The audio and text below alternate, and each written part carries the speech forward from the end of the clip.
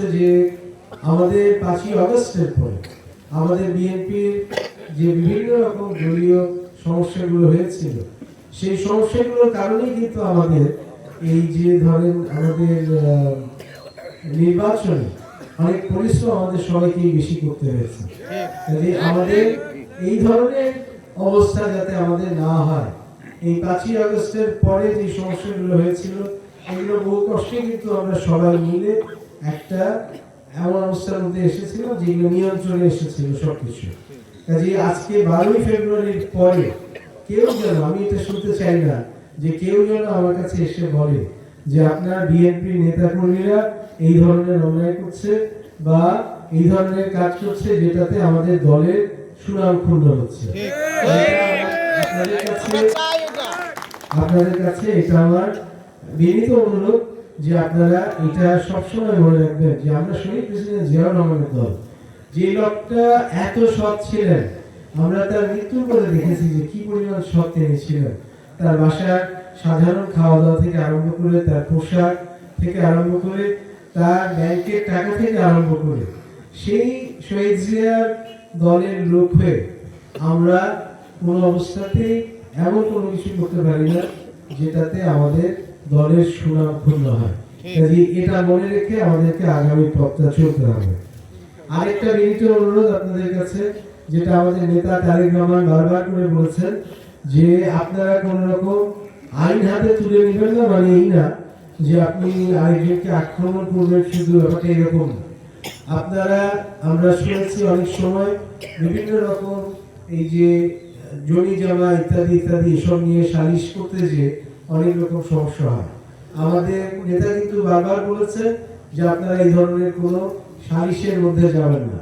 এটা কিন্তু আমি আবারও আপনাদের বলে যাচ্ছি, আমাদের নেতার কথা বলে দিয়ে, যে আপনারা এই ধরনের কোনো কিছুর মধ্যে অনুগ্রহ করে যাবেন না যেটাতে আমাদের দলের, আপনি সালিশ করতে গেলে আপনি যদি পক্ষপাতিত্ব করেন বা নাই করেন, সালিশে অনেক সময় এরকম ঘটে যে কোনো এক পক্ষ আপনার উপর অসন্তুষ্ট হবে এবং সেই প্রভাবটা এসে পড়ে আমাদের দলের উপরে। অনুগ্রহ করে আপনারা এইসবের মধ্যে আর যাবেন না, এটা আমার অনুরোধ। আমাদের এই এলাকাটা একটা শ্রমিক প্রধান এলাকা। আমাদের বাংলাবান্ধা থেকে আরম্ভ করে 3 নং, আমাদের এই তারপরে ভজনপুর, দেবনগর, গোড়াগুড়ি, এই অঞ্চলগুলো বিশেষ করে এগুলো হচ্ছে আমাদের শ্রমিক প্রধান এলাকা এবং আমাদের পুরো এলাকাটি একটা কৃষক প্রধান এলাকা। শ্রমিকদের স্বার্থে কোন রকম ব্যাঘাত বিএনপি মেনে নেবে না। শ্রমিকদের ব্যাপারে আমি যখন এই যে 2000-এ গেছিলাম নির্বাচনের আগে, তখন আমি দু ধরনের অনিয়ম শুনেছিলাম। আমি শুনে অত্যন্ত আশ্চর্য হয়েছিলাম এবং আমি খুবই অবাক হয়েছিলাম যে এটা এখনো মানে এইভাবে হতে পারে। আমি আপনাদেরকে বলি, প্রথমে আমার সবচেয়ে বেশি আশ্চর্য লেগেছিল যে একটা ইউনিয়নের সদস্য হওয়ার জন্য টাকা খরচ করতে হয়। এটা একটা অদ্ভুত কথা।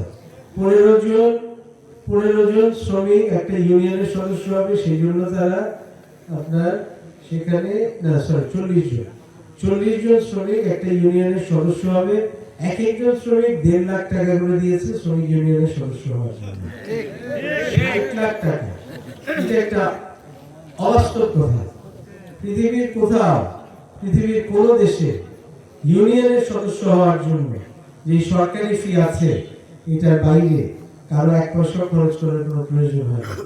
আমাদের এখানে আমরা একটা এমন অবস্থার সৃষ্টি করেছি গত অনেক বছর ধরে, যে বিশেষ করে গত 10-15-20 বছর ধরে আমাদের একটা এমন অবস্থা তৈরি হয়েছে যে অনিয়মটা নিয়ম হয়ে গেছে। এই অনিয়ম অবস্থা আর চলতে দেওয়া হবে না ইনশাআল্লাহ।